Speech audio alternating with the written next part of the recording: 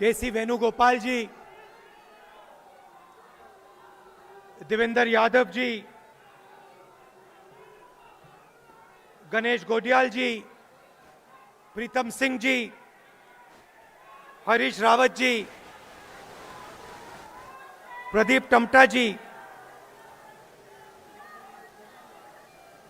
Stage पे हमारे सब एक्स सर्विसमैन, कांग्रेस पार्टी के वरिष्ठ नेता, भाइयों और बहनों, प्रेस के मित्रों, आप सबका यहां बहुत बहुत स्वागत।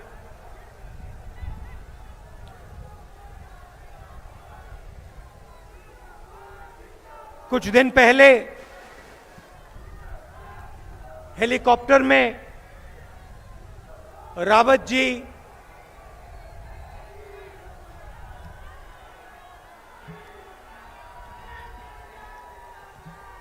की मृत्यु हुई।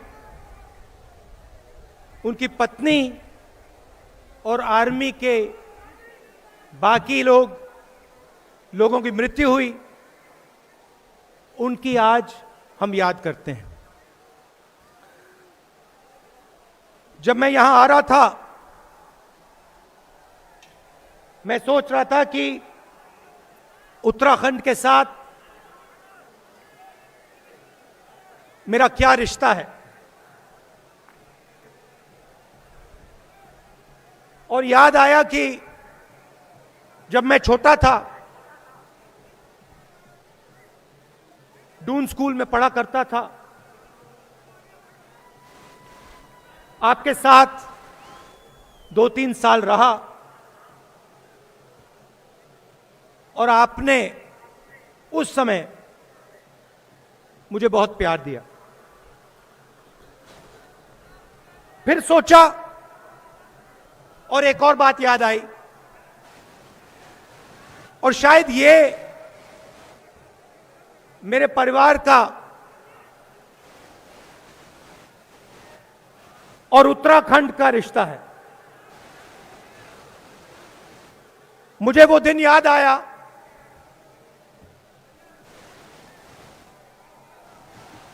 31 अक्टूबर, जब मेरी दादी इस देश के लिए शहीद हुई। और मुझे फिर 21 मई याद आया, जिस दिन मेरे पिता इस देश के लिए शहीद हुए। कुर्बानी का रिश्ता है मेरा और आपका। जो कुर्बानी उत्तराखंड के हजारों परिवारों ने दी है, वो ही कुर्बानी मेरे परिवार ने दी है। और जो यहां लोग खड़े हैं, जिन्होंने अपना खून खोया है, अपना खून दिया है, वो इस रिश्ते को बहुत अच्छी तरह समझेंगे। मगर और जो सेना में है, एयरफोर्स में, नेवी में, उन परिवारों को यह बात बहुत गहराई से समझ आएगी। पिता को खोना, भाई को खोना, आप लोग जानते हो, समझते हो।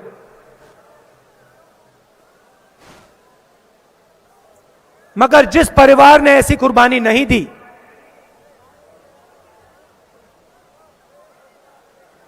जिस व्यक्ति ने ऐसी कुर्बानी नहीं दी, उनको यह बात समझ कभी नहीं आ सकती।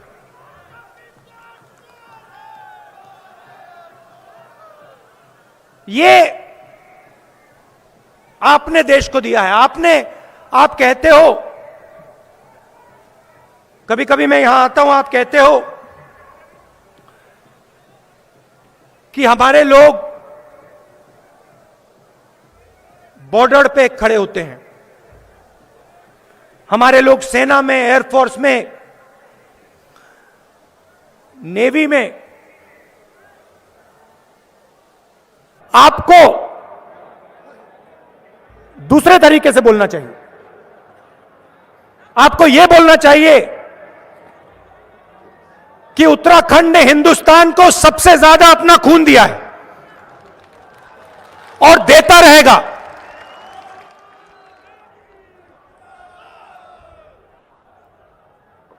बांग्लादेश की लड़ाई हुई,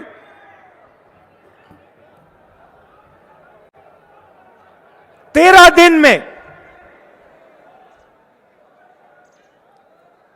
दिन में पाकिस्तान ने अपना सिर झुका दिया। आमतौर से युद्ध 6 महीने, 1 साल, 2-3 साल चलता है। अमेरिका ने अफगानिस्तान को हराने के लिए 20 साल लगा दिए।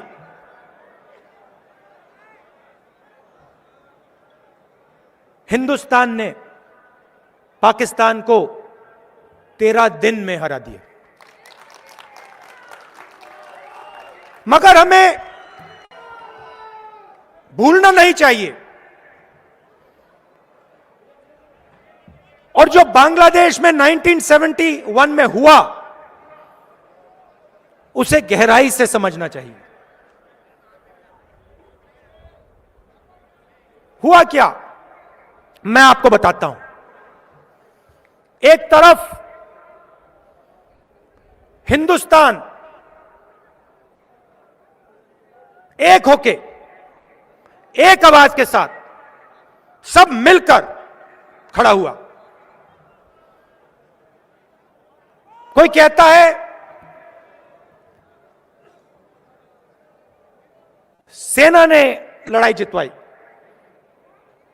कोई कहता है पॉलिटिकल लीडरशिप ने लड़ाई जितवाई, कोई कहता है नेवी ने लड़ाई जितवाई, कोई कहता है एयरफोर्स ने लड़ाई जितवाई। नहीं, हिंदुस्तान के हर व्यक्ति ने, हर जात ने, हर धर्म ने एक साथ मिलकर पाकिस्तान को हराया।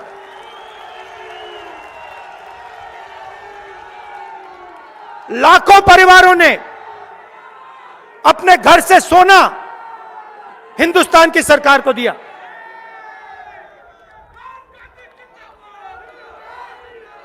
बिना बहाने, बिना एक शब्द, बिना मांगे, लाखों लोगों ने अपना सोना, घर का सोना सरकार को दे दिया। और यहां स्टेज पे हमारी लीडरशिप बैठी है,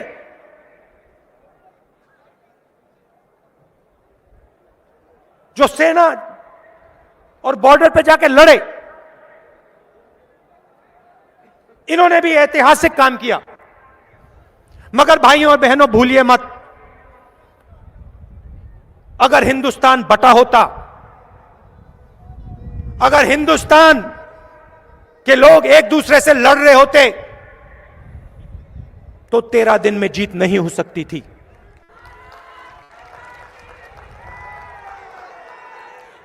दूसरी बात, 13 दिन में जीत क्यों हुई? क्योंकि भाई और बहनों, पाकिस्तान बटा हुआ था। पाकिस्तान के अंदर लड़ाई थी। ईस्ट पाकिस्तान और वेस्ट पाकिस्तान के अंदर लड़ाई थी। पाकिस्तान कमजोर था। यह सबसे जरूरी लेसन है। जब हिंदुस्तान एक होकर खड़ा होता है, एक आवाज से बोलता है, तो अमेरिका की 7th फ्लीट घूमकर वापस चली जाती है। कोई खड़ा नहीं हो सकता इस देश के सामने। अगर यह देश एक साथ मिलकर एक आवाज के साथ बोलता है, कोई शक्ति नहीं है दुनिया में।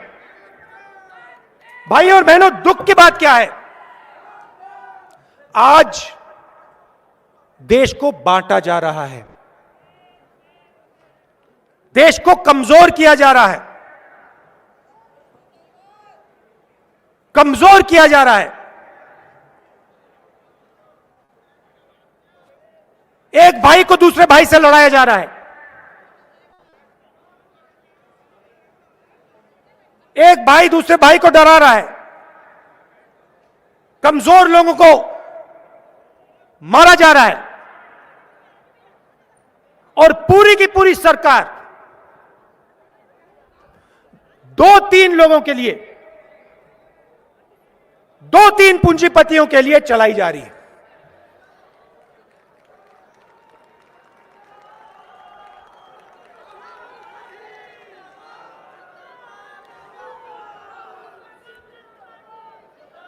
तीन बिल, काले कानून,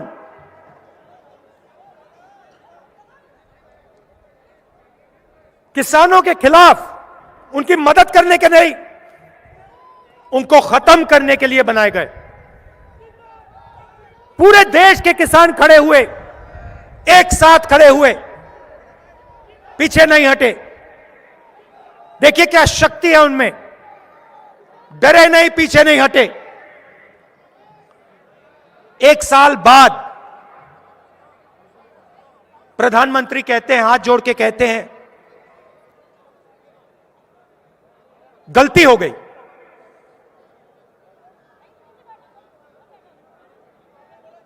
माफी मांगता हूं।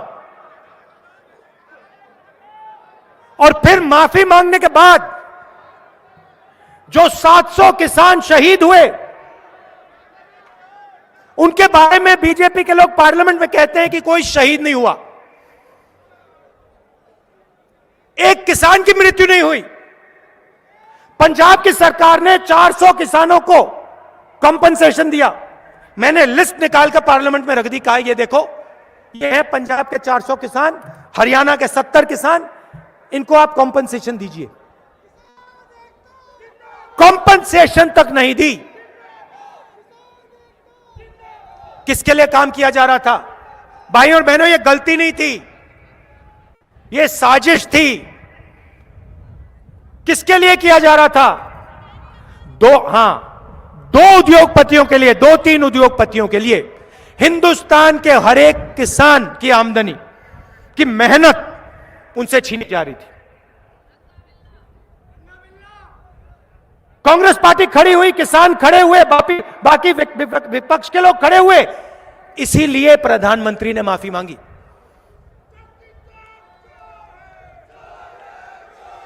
अब सुनिए, ठहरिए, देखिए, डिमोनेटाइजेशन, नोटबंदी, उसके बाद गलत जीएसटी, उसके बाद कोरोना के समय हिंदुस्तान के सबसे बड़े उद्योगपतियों को टैक्स माफ, मगर मजदूरों को बस या ट्रेन का टिकट नहीं दिया। ये क्या हो रहा है और क्यों हो रहा है? भाइयों और बहनों, चाहे वो नोटबंदी हो, चाहे वो गलत जीएसटी हो, चाहे कोरोना में जो सरकार ने एक्शन लिए वो हो,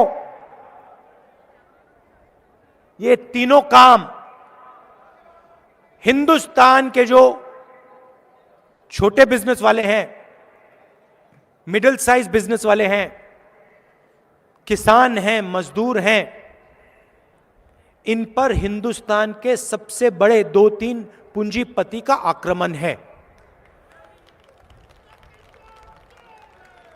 यहां से लोगों का प्लान होता है, क्योंकि उत्तराखंड में आपको रोजगार नहीं मिलता। क्यों नहीं मिलता, यह सवाल आपको पूछना है। इसका कारण यह है कि जो आपको रोजगार दे सकते हैं, छोटे बिजनेस वाले, मिडिल साइज बिजनेस वाले, दुकानदार, उनको नरेंद्र मोदी जी की सरकार ने, बीजेपी की सरकार ने नष्ट कर दिया है, खत्म कर दिया है। नोटबंदी, जीएसटी, ये हथियार हैं भाई और बहनों, ये पूंजीपति के हथियार हैं। नरेंद्र मोदी जी इंप्लीमेंटर हैं, वो उनका है। और आप देख लेना, जब तक दिल्ली से बीजेपी की सरकार नहीं हटेगी, तब तक इस देश में युवाओं को रोजगार नहीं मिल सकता, चाहे कुछ भी हो जाए। पेट्रोल डीजल का दाम बढ़ता जाएगा, छोटे दुकानदार, मिडिल साइज और स्मॉल साइज बिजनेसेस बंद होते जाएंगे। एयरपोर्ट, पोर्ट्स, इंफ्रास्ट्रक्चर, सड़कें, माइंस, सब का सब उन्हीं 3-4 लोगों के हाथ में जाता जाएगा। और आप लिख के ले लो, यह देश अपने युवाओं को रोजगार नहीं दे पाएगा। तो एक तरफ आप देश को बांटते हो और दूसरी तरफ जो देश की आर्थिक शक्ति है,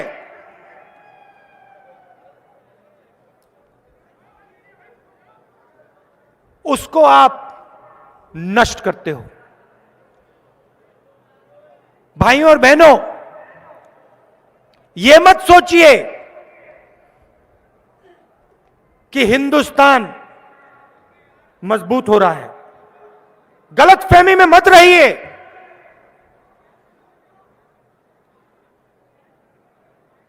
हेलीकॉप्टर, हवाई जहाज, तोप से देश मजबूत नहीं होता।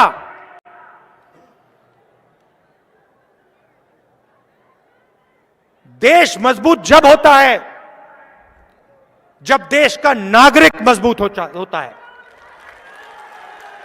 जब देश की जनता बिना डरे, बिना झिझके, बिना घबराए काम कर सकती है, जब देश की आवाज देश में चारों तरफ आसानी से बिना डरे बोल सकती है, तब देश मजबूत होता है। भाइयों और बहनों, बांग्लादेश लड़ाई के समय देश मजबूत था, हमारे इंस्टीट्यूशंस मजबूत थे, सेना और सरकार के बीच में जबरदस्त रिश्ता था। सरकार सेना की सुनती थी, सेना सरकार की सुनती थी, एक दूसरे का आदर करती थी, कम्युनिकेशन था।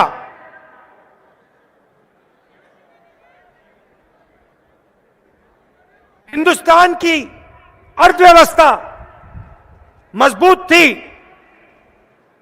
इसीलिए पाकिस्तान को 13 दिन में हराया। आज वो हालत नहीं है। हमारी मीडिया वाले कुछ भी कह लें,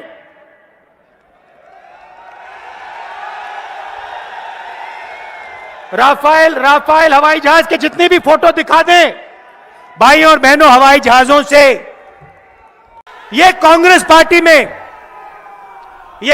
पार्टी में और बीजेपी में फर्क है। हम आपकी कुर्बानी पहचानते हैं, समझते हैं। जो आपने सहा है, हमने सहा है। मैंने आपको बताया, मैं वो दिन कभी नहीं भूल सकता हूं जब मुझे स्कूल में बताया गया कि इंदिरा गांधी जी को 32 गोलियां लगी हैं। मैं भूल नहीं सकता। और वैसे ही उत्तराखंड में हजारों परिवार हैं जिनके घर में फोन आया, पापा शहीद हो गए, चाचा शहीद हो गए। रिश्ता है आपके बीच में, मेरे बीच में, इसलिए मैं खुल के बोल सकता हूं आपके साथ।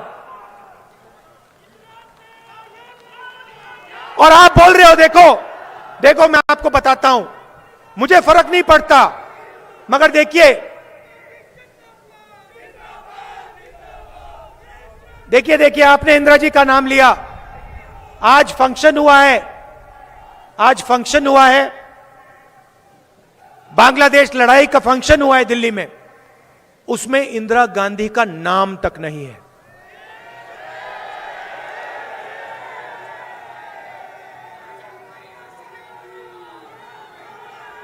जिस महिला ने 32 गोली खाई, इस देश के लिए 32 गोली खाई, उनका नाम तक नहीं है, इनविटेशन में नाम तक नहीं है। क्योंकि सच्चाई से भाइयों और बहनों सरकार डरती है। मुझे कोई फर्क नहीं पड़ता नाम हो या ना हो, मैं जानता हूं इंदिरा गांधी जी ने इस देश को अपना खून देकर क्या किया, मैं जानता हूं, मुझे समझाने की कोई जरूरत नहीं।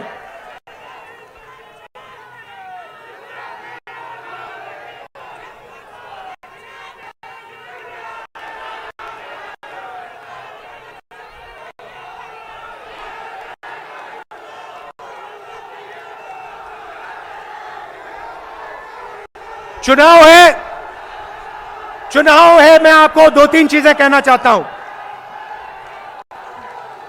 दो तीन चीजें कहना चाहता हूं। आपके सामने सबसे बड़ी समस्या बेरोजगारी की है। आपके लोग यहां से पलायन करते हैं, बाकी प्रदेशों में जाते हैं, और आपकी दूसरी मुश्किल, दूसरी कठिनाई महंगाई।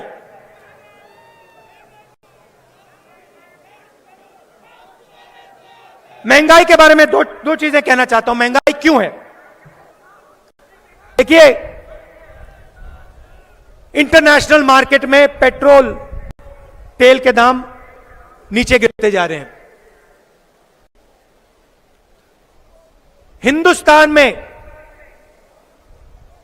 दुनिया में सबसे ज्यादा टैक्स पेट्रोल पे हिंदुस्तान में है। 10 लाख करोड़ रुपए नरेंद्र मोदी जी ने आपसे छीनकर हिंदुस्तान के सबसे बड़े अरबपतियों का कर्जा माफ किया है। रोज आप याद रखिए, आज जब आप जाएंगे स्कूटर में, गाड़ी में पेट्रोल भरेंगे, तो आप याद रखना, जो आपके जेब में से पैसा निकल रहा है वो हिंदुस्तान के सबसे बड़े अरबपतियों के जेब में सीधा जा रहा है। क्यों जा रहा है? क्योंकि वो 2-3 अरबपति नरेंद्र मोदी जी की मार्केटिंग करते हैं। आपके जेब में से पैसा निकलता है पेट्रोल पंप में, सीधा वो पेट्रोल पंप से इनके जेब में जाता है, और ये नरेंद्र मोदी जी की मार्केटिंग नरेंद्र मोदी जी के लिए करते हैं। आपने देखा होगा गंगा में बहुत लोगों ने स्नान किया, मगर ऐसा लगता है कि इतिहास में सिर्फ एक व्यक्ति ने गंगा में स्नान किया है, वो नरेंद्र मोदी, और किसी ने नहीं किया। बस एक व्यक्ति।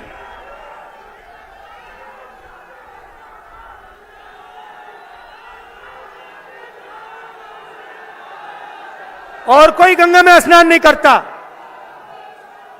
वहां पे भैया योगी जी को परमिशन नहीं दी, बाकी को छोड़ो, राजनाथ सिंह जी, योगी ना, आप लोग परे हो जाओ, इस साइड खड़े हो जाओ। नरेंद्र मोदी जी स्वयं एक ही हिंदुस्तानी है जो गंगा में स्नान कर सकता है। चलिए, रोजगार उत्तराखंड में जब आएगा, जब छोटे और मिडिल साइज बिजनेस वालों की मदद होगी, रोजगार जब आएगा, जब किसानों की रक्षा होगी और किसानों को नई टेक्नोलॉजी का फायदा दिया जाएगा। 2-3 पूंजीपति को पूरा का पूरा धन देने से उत्तराखंड आगे नहीं जा सकता। और मैं आपको गारंटी देता हूं कि जब यहां कांग्रेस पार्टी की सरकार आएगी, किसानों की रक्षा होगी, उनकी पूरी मदद होगी। कानून बनाए जाएंगे तो उनके लिए बनाए जाएंगे, 2-3 पूंजीपति के लिए नहीं बनाए जाएंगे। और जो हमारे युवा हैं, जो स्मॉल एंड मीडियम बिजनेस वाले हैं, जो दुकानदार हैं, उनको सरकार पूरी सहायता देगी। और एक बार फिर आपके इस प्रदेश में रोजगार पैदा होना शुरू होगा। आप सब आए,